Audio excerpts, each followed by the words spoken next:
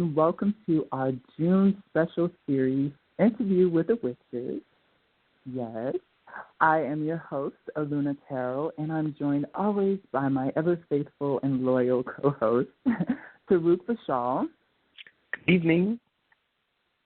And we have a very special treat for you guys. Starting with this series every week on Wednesdays, we're going to be having this interview show where we want to reach out to you guys, the multitude of beautiful, diverse witches out there, to join us and allow us to interview you, ask you questions about your craft. How did you get started? What compels you to be a witch or a practitioner? Or anything that really aligns to your soul. That's really what we want to explore with this series. And we have our first guest tonight. She is a tarot and oracle reader. She also has a YouTube page and an Instagram page. We left all the information in our flyers, so check it out because I'm not going to butcher her Instagram name. But we would like to welcome tonight Messages from Venus. Venus, Hi. you are on the air. Hi. How's everybody doing tonight? Wonderful, wonderful, wonderful. I'm doing great. How are you? Good. I'm so excited. I know. It's like nervous jitters for this being like the first show, but I think we're going to kill it. So yes, we are. Is there anything you want to put out about yourself in this free little space before we get into the interview? Well, as right now, I just want to give some ashes before we start the show because this is like the first, I guess, interview of a witch. So I want to give ashes to everybody that's watching, all the spirits, all the angels, any type of energies that people work with, that you work with, that your co-host works with, to bless us this night and give us a lot of not just views, but actually people that are actually interested in what we have to say and Absolutely. to give people, you know, the right perspective about what a witch actually does and what we actually represent. So ashes to all of the above. Wow, thank you so much for that. Thank you.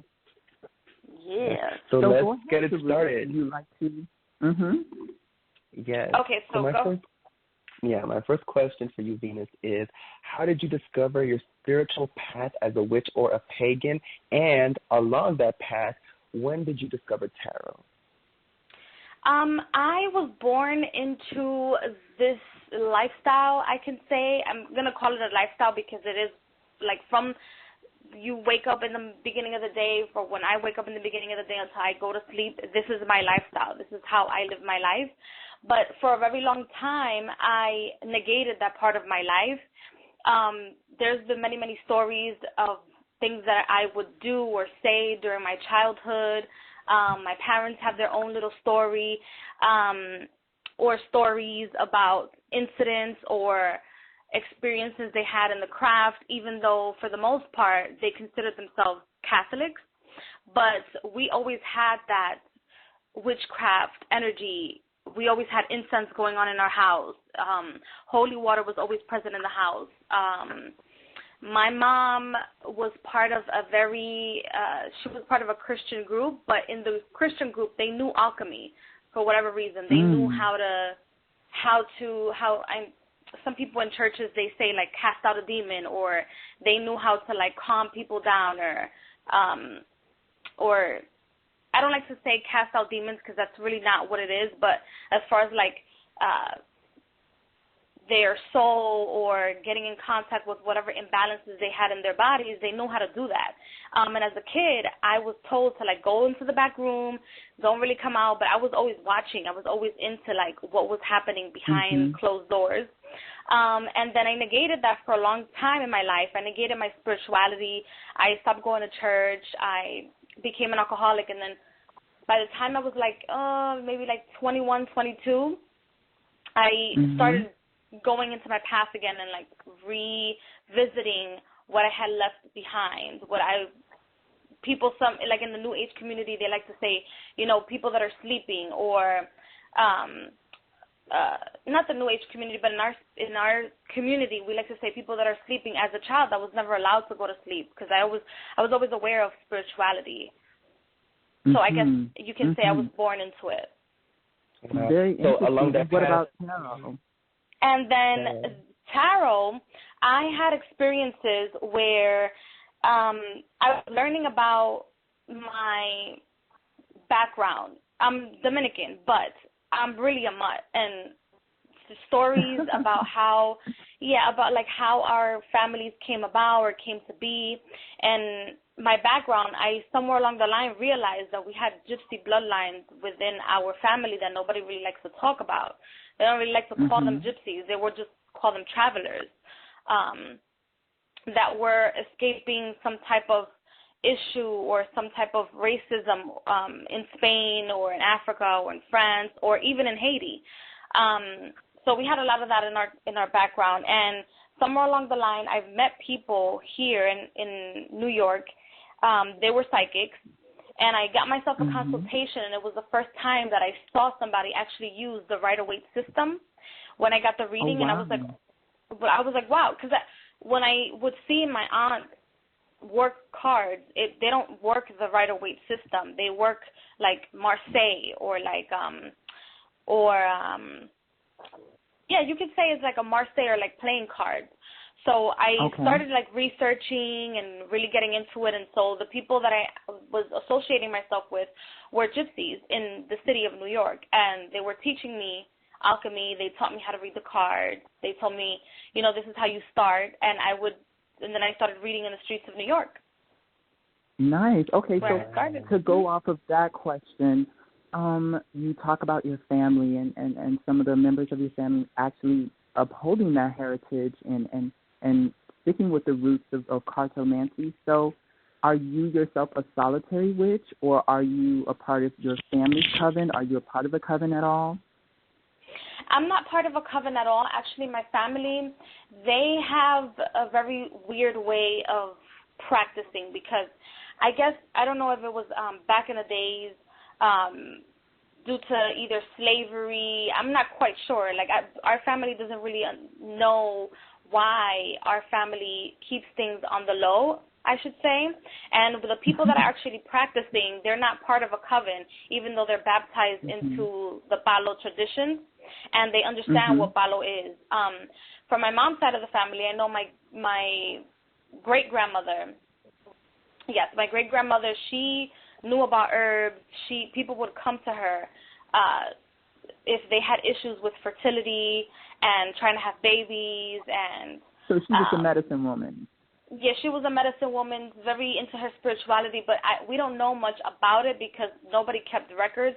But as far as like covens or an actual coven, I'm not part of any of that. And it's sad because in my family, due to the segregation and people converting into Christianity but still going back to get work done if they need to, straighten a couple of things out, let's just say, or put, people in their path or do something to somebody, they know exactly where to go. They know exactly who to speak to.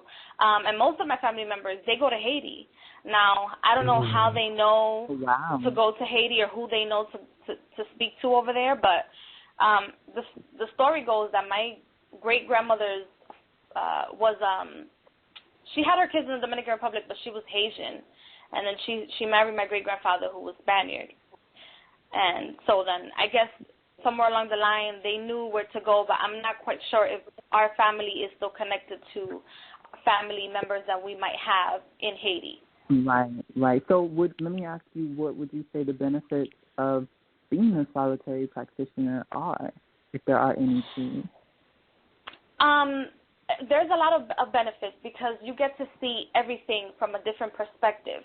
Nobody is really guiding you. You get to learn via trial and error, and I feel like that's the best way to go because it's your experience, and so therefore nobody's telling you how you should practice or what herbs to use or what resins to use or what roots to use. You learn by yourself. And the Internet, thank God, and God, we have we have the Internet nowadays. So being a solitary witch, I been through one too many experiences with my own family hexing me or other people outside of my family hexing me. So I had to learn to be a fighter, to be a warrior of some sort, and learn how to protect myself. So I feel like it's more beneficial to learn on your own, and then this way you know how to bind or unbind somebody, because I feel like a lot of people get into covens and they connect themselves to the coven but then never know how to disconnect themselves. Just saying that you're going to get away from a coven, doesn't mean that you're actually away from the coven. You're still connected spiritually. They still have your information, and so therefore things can still occur, or they can still control certain parts of your life. Wow, definitely. Now, I have a question for you. You mentioned palo earlier, which is a form of magic in the Dominican Republic, a form of traditional African spirituality. Yes, that was. Now, my question for you is, what is magic to you, and what forms of magic do you practice? What is your favorite form? Is it spell casting, candle work, or do you prefer doing more organized rituals? I would consider myself an eclectic witch because I'm not afraid to go into different realms, and I feel like besides calling myself an eclectic witch, I consider myself more of a mystic, because a mystic knows the individual, knows to step in and out of reality, knows to be part of a group and then come back to themselves. And my favorite part of magic, I feel, is candle work, because I feel like that's more connected to the rhythm of the universe. I feel like the element of the universe, or the first element of the universe, was probably fire, the fire element. So when you do rituals and candle work and consecrating things, the fire element is, I feel, the most powerful element that you can use. Not that the other elements don't work, but the most powerful one for me has been the fire element. And going back to the palo traditions, palo is more of like the Dominican voodoo, and it is African tradition, but it's more of like a religion, because you have to have what's called a padrino or a madrina to have you learn about the traditions. And there's not really a lot of things you can learn online. There's only but so much, because that tradition is only learned by word of mouth, and it stood like that for many years. So it goes through a process of initiation, you say? Right, yes. People get initiated. People pay a lot of money to get initiated. I'm not quite sure if it was like that before our time, but right now I have friends that talk to me about it, but then they're sworn to secrecy, so it's not like they can really speak about things in depth. But it's a coven. It's like Wicca, or like a Dominican version of Wicca, I should say, but it's more of like a mixture of religions, of Santeria, of working with the saints, also with the Orishas, and the 21 divisions. Okay. So my next question for you, since we're on the subject of family and coven, if you don't have children already, or if you plan on having children, would you take children along the magical path, teach them path working, being an eclectic witch, working with candles? Would you show that to your children? And at what age do you think it's appropriate to start initiating your child into magic? Of course. I don't have children at this very moment in time, but I will definitely be speaking to my kids about magic and alchemy. Maybe they're not going to be tarot readers, but they're definitely going to know how to defend themselves in the world.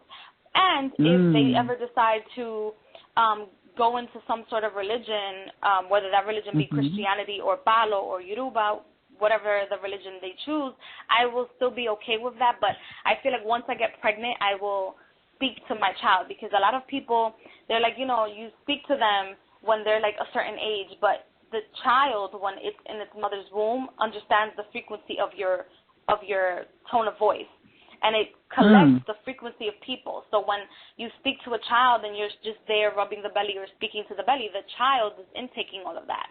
So if you read books about alchemy, which I feel like Disney is all about magic. It's like the most magical place on the world, according to, children's tradition. So I feel like when you read books about magic, that's already initiating the child and letting the child know in some way, shape, or form that there is something greater than what the quote-unquote regular person knows to manifest. Absolutely. I agree with that. I really do agree with that. Turu? Definitely. Yes. So my next question is, I watched a video of yours where you were speaking on a Christian goddess or a Christian church that you attended where they venerated a goddess version, or I guess like they materialized the Holy Spirit as female or something to that nature. And I want you to speak on that, and I also want you to speak on your work. Do you work with spirits or gods, entities, angels? Do you work with these type of spirits, or do you prefer working with your personal power, or do you do both? Okay, so I recently was invited to a church who understands that there is a universal goddess, because in the Bible it talks about the bride. But if you go to a Pentecostal church, let's just say, which I attended as well, and I was also baptized in the Pentecostal church when I was trying to find my path somewhere along the line, and they see the bride as, oh, that's just the church, so the physical church. But this specific church, which I don't want to give the name because they're very much into like the let's just say the old school way of initiating people into the church. They don't do flyers. They're not online. They don't speak to a lot of people about it unless they feel in some way, shape, or form that you are aware enough to handle the fact that there's possibly a female version of God. Now, their female version of God is not like my female version of God, which can be Nefertiti, which can be you and I, which can be Yemaya. To them, the universal goddess is already on the planet, and she's in Korea somewhere. In their church, they have pictures of her where they feel like this individual is a materialized goddess and is the goddess, not just a goddess, but the goddess. Which was very interesting to me because it's still a little dogmatic, because they still want to hold on to another human to save them or do something for them. And so their church is international, but it's not international. It's not like the super churches or the mega churches. They're not all over the media or social media. It's not like that. It's very like low key, and if you're, according to their standards, if you're capable enough to handle that information, then they will speak to you and try to teach you about their version of the goddess and what their belief is as when the person is supposed to come and save them, and so on and so forth. And so what about to go by the questions in regards to the video that I made. What was the second question again? I'm sorry. It was, do you work with any spirits? Do you work with any angels, gods, deities, or do you prefer working with your own personal power? I work with everything. I work with angels. I have an altar for the angels. I work with what people like to refer to her as Saint Mary Magdalene. I work with Nefertiti. I recently just started connecting with Yemaya. I work with Oshun. I also work with my ancestors, and I don't always go to them for spell work or to do something. I'm always feeding them, but as far as some people feel like they always have to go to their god or goddess to get something done, as opposed to myself, where if I need a spell and it's candle magic or whatever the case may be, I just do the spell with whatever elements I want, and I do it myself, and not in honor of any deity that I work with. Nice. Okay, so now to go into my question, do you follow a specific karmic code?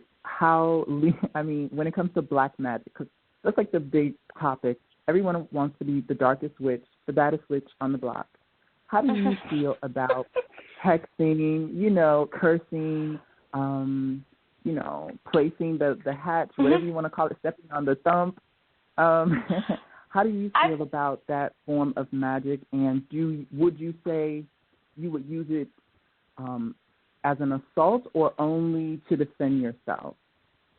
I would only use it to defend myself.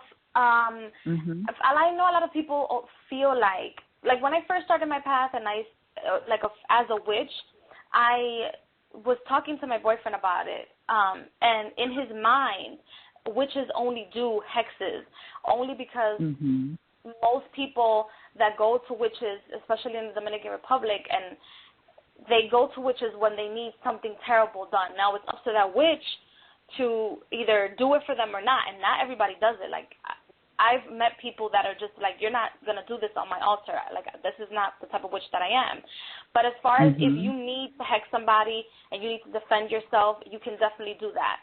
Now, my feeling about it is that you shouldn't go around hexing everybody because they looked at you wrong. They, don't agree with your opinion, or they're giving you competition. If you're hexing people because of those reasons, that means you're very small-minded and that you're not bringing your best foot forward. And I feel like in our community, especially with the newbies, they want to just know how to hex somebody. They want to know how to bound somebody without understanding that everything is in a circle. Everything comes back. And if somebody looks at you the wrong way, you're supposed to have some type of protection as opposed to like hexing everybody that looks at you the wrong way. That's what your protection is there for. There's certain things that are supposed to be in place to protect you over certain energies instead of you giving in all of your energy to hex somebody, because hexing somebody takes a lot of energy. And so I feel like if I have to defend myself over, let's say I'm getting a divorce, which it's normal nowadays. People get divorces. If I don't want to be with you, I could just get a divorce. It's normal. If I get a divorce and I want to get rid of my husband, meanwhile, the lawyer is doing everything they have to do. My husband is signing off all his paperwork, and I still hex them. You're not practicing alchemy. I feel like you're overdoing it. I feel like there are boundaries. If that person is cooperating with you, don't try to like overdo it. I feel, and I feel like there's that sense of like overpowering or abusing power. So what about people who use magic? A lot of times you see with women where they use magic to keep a man, to get their partner back, to reconcile a divorce. What do you feel about that? Because that is a form of black magic and controlling magic as well. Yes, and a lot of people don't realize that. They come to people for, let me get a love spell. That's black magic because it's selfish. It's the left-hand path, and people don't realize that. If you're doing it for you and for yourself or selfish reasons, then that's black magic or dark magic or left-hand magic. I feel like there's nothing wrong with that, but the thing about it is, for somebody that works with love magic, if your partner is not in love with you anymore and you know that partner is not in love with you and you've tried everything, then you probably are blocking your blessings. Like, there's some people that I feel like overdo it. You better go. I feel like there's some people that overdo it, and they're just like, well, I'm going to just bound this person to me. Well, you know what? You're bounding that person not just for this lifetime, but you're creating boundaries in the ethers. If you're lighting a candle for somebody to bound somebody to you and you don't undo it, or you're forcing that person to be there when you know that person does not want to be there, you're creating boundaries, and you're creating situations, or let's say energies in the ethers that in your next life, if you believe in the next life, you might not be able to handle. That person might come back to you and you might pay that 10 times and then some, because then you're in their shoes. Then in the next life, you're in their shoes and you're running around like a puppy, and this person doesn't give two squats about you. And that's alchemy. I feel like especially in New York, people just go inside botanicas and they, or like spiritual places, and they're like, you know what, I need this. But they don't get a consultation, or I need you to dress this candle for this reason. Mind you, their husband or boyfriend or whoever is long gone. They don't care about them. I feel like people need to know if there isn't at least an ounce of love there for you, you should not block your blessings. That's just you being over-controlling, over-possessing. That is perfect. Definitely. Now, we are getting close to our little 15-minute draw, so we have a little special. Miss Venus is going to bless us this evening with a general forecast reading, which we normally do on our Wednesday show, but since it's June, we're going to be having the seat open for other witches to come join us. So, Venus, would you please give us this reading for the week? Okay, I am going to shuffle the cards. I'm using the Fountain Tarot for those of you who are readers and are listening in, and I'm also using the Blue Angel Messenger Oracle, which I normally use for myself, but today they wanted to come out and play. So I like the I'm going to shuffle the cards. The Fountain Tarot is beautiful. Yes, let's see. Let's see what Spirit has in store for us. I'm going to pull 3 cards from the Fountain Tarot, and then I'm going to pull 1 card from the Oracle. So let's see what's in store. I know these shuffle really hard. You probably. Okay, so we have the 4 of Coins, the 7 of Swords, and Judgment. And what I'm getting from the 4 of Coins is that people are kind of feeling like the hermit energy, and they are taking things away from themselves and no longer fit in their life, that no longer help them. And so the energy of the 4 of Coins together with the 7 of Swords is letting me know that people are releasing certain train of thoughts. And so therefore they're rejuvenating themselves, cleansing themselves of imbalanced energies, of old train of thoughts, and allowing positive energies to come in. So I'm going to pull a card from the Messenger Oracle. And let's see. And the card is Be Vigilant. And I'm actually going to put a picture of all these cards on Instagram for those of you who are interested. But what I'm getting from the Be Vigilant card is that whatever you guys are manifesting or whatever you guys are getting rid of, you're creating a new tree of life for yourself, which means a new way of living for yourself. No matter what, protect that vision that you have for yourself and your new life that you're constructing for yourself. It's important for you guys to be happy. And if you're not happy living your life, that nobody else is living for you, then you might as well just declare yourself miserable forever. So be vigilant. No matter what people are telling you not to let go of certain things or judging you, don't pay attention to them in a way where you're doing exactly what other people want for you, as opposed to listening to constructive criticism, taking it into account, and then manifesting what you want. Wow. And that's the message that I have for you guys. Wow. It's so funny.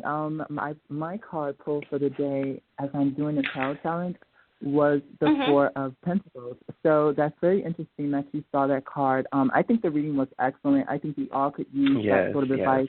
We're constantly bombarded with people, feeling, oh, well, if you want to do this or you want to be this, you should do it this way, or you should do it this way. Yeah. And it's like, not everyone feels the need to, orchestrate their display a certain way or give off this vibe or do this. There's no concrete way of coming to magic, first of all. There's no concrete way. There's no right or wrong way. It's just about personal expression. So very good. Definitely. Which is important for people to know in our community. There's no perfect exact way. You do whatever you want, however you want it. And I also have a message that just came in from Spirit. I'm feeling like those of you who want to be in this way of living or want to be a witch, unless you are being baptized into, let's say, Palo or Yoruba tradition, listen to your elders. Learn from them, because the student always becomes or is supposed to supersede or go over or be better than the master. So for those of you who are wanting to come into this way of living, pay attention. Listen, take constructive criticism. Don't be nasty about it. So, I feel like and it's definitely good. Huh? No, I'm saying it's definitely good. And it's funny that your spirit told you to say that, because one of my questions was actually, what advice would you give a new witch? So you answered the question before I That's always. I always tell the newbie witches, even when I do my giveaways, I always tell them, it's good to listen. It's good to listen to advice, because you can't come in here thinking you know it all. And it's the reason why I always tell myself, I will always call myself a newbie witch. I will never try to, I'm a seasoned witch. Well, I've been in this game for 15 years, because at the end of the day, I'm never going to learn everything.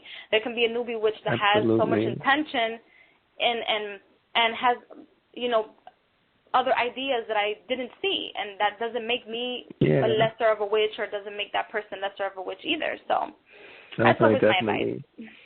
And also, I wanted to ask you, because, you mentioned alchemy a few times in the interview, and I also heard you in one of your videos speaking on alchemy and how you're able to receive both positive and negative energy. Doesn't matter what they throw at you, you're able to transmute it and change it. And I wanted you to kind of speak on that.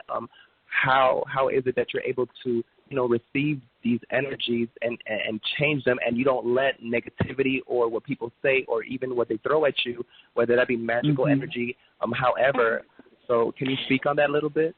Well, I feel like a lot of people, it is a very good question, because I feel like a lot of people in our community are afraid to come out into the witchy community or declare themselves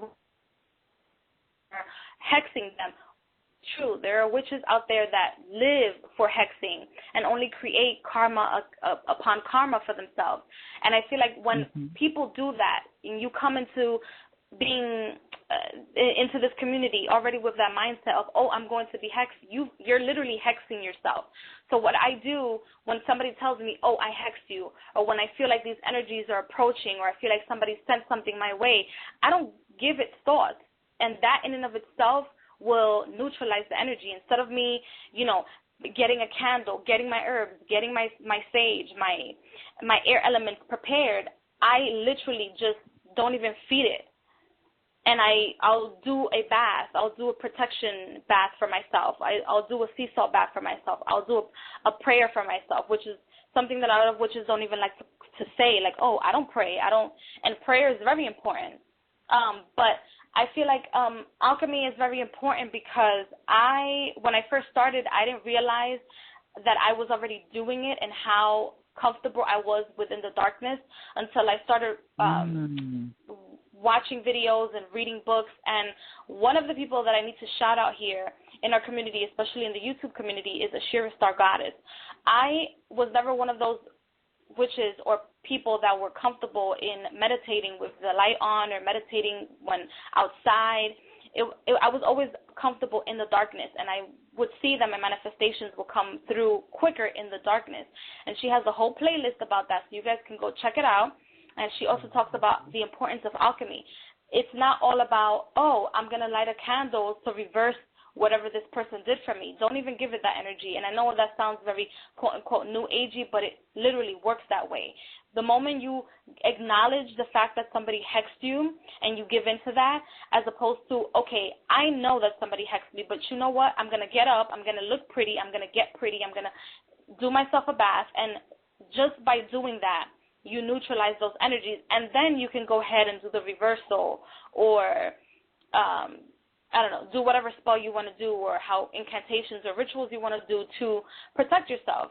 Because if you go ahead and know that somebody hexed you, and you go ahead and put something above that hex, you're literally just building up energy, as opposed to like minimizing whatever they did to you, or leveling the energy that they did to you by not acknowledging it and then going ahead and doing whatever it is that you want to do.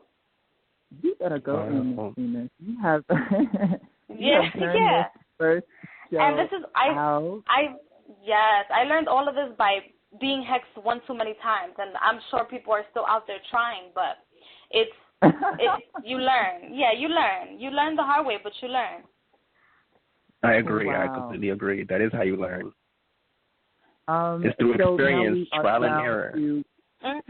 we're down to just a few minutes. So I just want to take the time again to thank you so much for taking the time out of your day, girl. Like, yes, you do. Thank you you. so much Thank for you. the opportunity, actually, and for being entrepreneurs and for being the voice and the face for our community and giving our community the voice that a lot of people don't like to have or don't even care to have in our community. So I'm very happy that you guys gave me the opportunity. So thank you so very, very much, and all ashes, blessings, and love to both of you. Thank you so much. And ashes and blessings to you. We definitely got to check out that reading that you post on your Instagram, and make sure you also post the YouTuber that you mentioned too, so we can all check her out. When you post your reading, post her at yes. too, so I'm going to screenshot her page because she's very much into the occult and she's great, fantastic. I mean, she's one of my favorite witches. She's absolutely amazing. You guys can go check her out. She is Star Goddess. She is down to earth, and if you guys hit her up and she'll answer your questions, she's not nasty or anything like that. So she's a very nice person. Perfect. Definitely. Perfect. So Well, Venus, tell the people one more Venus. time. Tell the people one more time where they can find you on social media before we go. Okay, you guys can find me on Instagram. 13MFV9 is my Instagram page, and you guys can go on my YouTube page, which is Messages from Venus. I also have an Etsy shop, which is also Messages from Venus. But you guys can go ahead and watch how I do readings, what I do, and what I'm about before going ahead and purchasing things on my Etsy so that you guys know exactly who you're dealing with and interacting with. I will soon have a Facebook page as well, but I will announce when I launch my Facebook page. So you guys can go ahead and like that also. Okay. Thank you so much. Okay, Taruk. So I think it's time for closing. I really enjoyed this. Like, I can't wait for next week. So did I. I really did. I love this. I can't wait till next week. And again, we are reaching out to all the witches out there. If you'd like to be a part of our show, if you enjoyed our show, definitely go give us likes and love and all that lovely attention that you guys do. Even on the fly, we see some of you. We see a lot of you. But it's all love and it's all good for being with us tonight and sharing your evening with us. Follow us on Instagram, of course, at Aluna Tarot and Taruk Bashal, and stay with us on our Triple Chalice Tarot page to see who we'll be having next week.